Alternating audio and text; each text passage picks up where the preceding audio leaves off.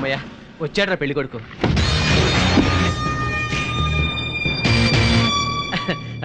రండి రండి, మీకోసం ఎదురు చూస్తున్నాం. అంత ఖాళీగా ఉన్నారా?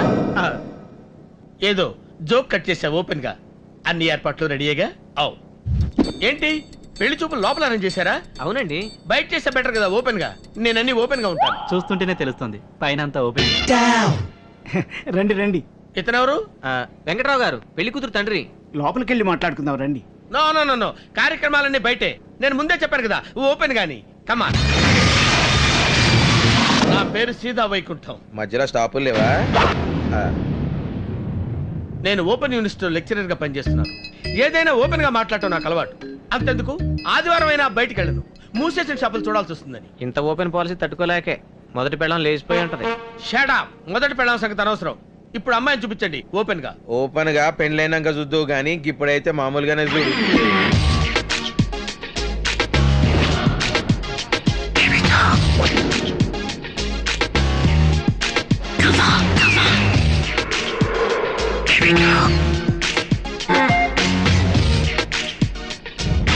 పెళ్లికి ముందు ఎంటర్టైన్మెంటా? ఎంటర్టైన్మెంటా? గవే పెళ్లి చూపులు. పెళ్లి చూపులా? మరి పెళ్లి కూతురు ఎవరు? మధ్యలో వచ్చి తొడతో పాటు అన్ని చూపెట్టిందే ఓపెన్ గా ఆ అమ్మాయి. ఆ అమ్మాయి పెళ్లి కూతురా? మరి మిగతా వాళ్ళు ఎవరు? ముత్తైదువులు. ముత్తైదువులా? ఏదో మోడలింగ్ నేర్చుకుంటుందండి.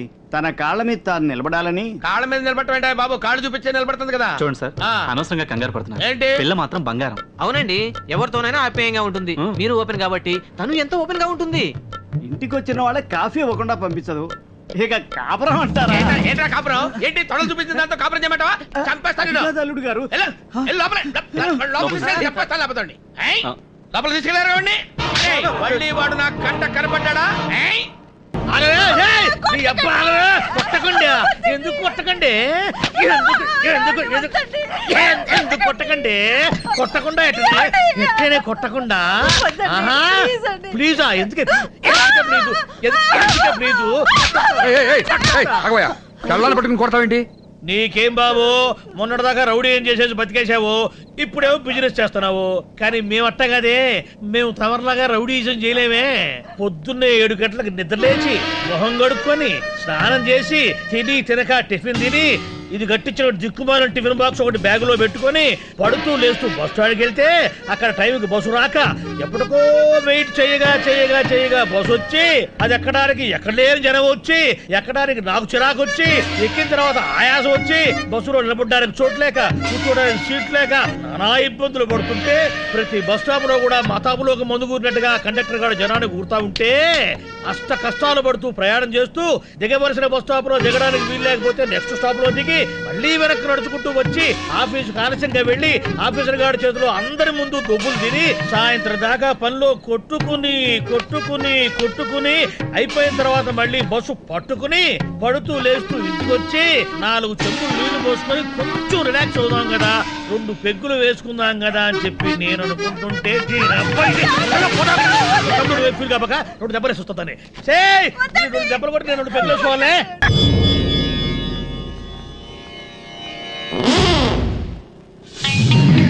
అరే ఓ గీడ కాదురా, గాడా చూడు పోరు ఎంత జబర్దస్తున్నదో. నాన్న అమ్మాయిని చూడు బాబు, మంచి ఉద్యోగం, నెలకు 50,000 జీతం.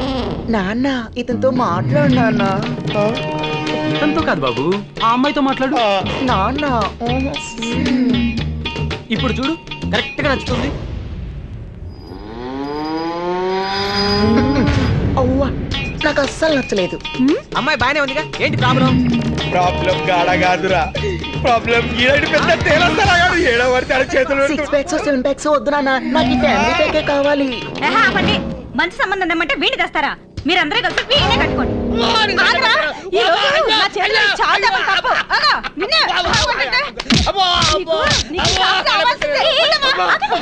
ఎందుకు కొడుతున్నారు? ఉండండి. తల్లి తల పెడతానప్పా, సమయానికి వచ్చి రక్షించావు, లేకపోతే దొంగముడు నన్ను చంపేసేది. ఏం జరిగింది? మొత్తం చెప్తాను. నువ్వే న్యాయం చెప్పు. పొద్దున్నే 5ంటికి లేచి నా ఒంటి పని, ఇంటి పని, వంట పని పూర్తి చేసి పిల్లల్ని లేపి పాలు కాచి అందరికి కాఫీ పెట్టి టిఫిన్ పెట్టి వాళ్ళకి క్యారేజ్ బాక్సులు కట్టి బుక్స్ సదిరి ఈ ఎదవకి బాక్స్ కట్టి వాళ్ళ స్కూల్ కి ఆఫీస్ కి పంపి ఆదరా బాదరాగా ఏదో అంతో ఇంతో తిని అంట్లు తోమి బట్టలు ఉతికి ఆరేసి ఏదో నీరసంగా ఉందని గోడకు నడుం జారేస్తే టీవీలో వచ్చి ఆ ఏడుపు కొట్టు సీరియల్ చూడలేక రాత్రికి ఏం వంట చెయ్యాలా అని ఆలోచించే లోపు పిల్లలు స్కూల్ నుంచి వచ్చి స్కూల్లో వాళ్ళకు హోంవర్క్ ఇస్తే వాళ్ళతో అది చేయించి సరిగ్గా చేయకపోతే 2 వాయించి ఈలోగా ఈ ఆఫీస్ నుంచి వచ్చి నీరసం అంటే టీ ఇచ్చి రాత్రికి కూరగాయలు కోసి అన్నం వండి కూరండి వండింది వాళ్ళకు వడ్డించి తిన్నాక ఇల్లు అంతా సర్ది చివరికి చిరాకేసి రిలాక్స్ అవుదామని 2 పెగ్గులు మందేస్తే ఎందుకేసామని అడుగుతాడా ఎవరో?